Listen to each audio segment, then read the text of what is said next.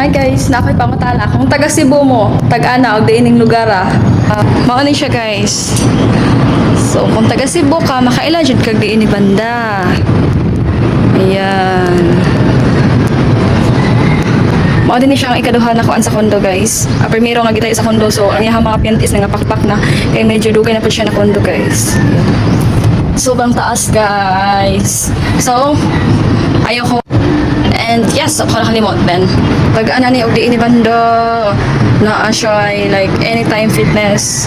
Pag ana na sa mga nag-front row dira, na ila sa front row. Pag ana nyo guys og diini bandang lugar. Look, ang mga building grabe tag-asa diri banda guys. Then ang kini mga sakyanan, mura na nagmigas kagagmay oh.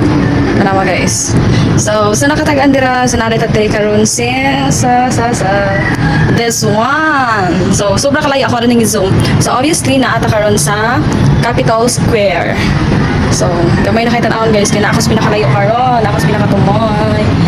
So, mauna na kag building ang bagong i-construct guys. As you can see, wala pa na human. Tumoy sad kayo and I don't know kung saan na siya nga building ka ng mga tagas dira. Siguro IT Park na dira guys. Wala ako, dili ako kabisado diri since mag-uro po ko na assign diri na area.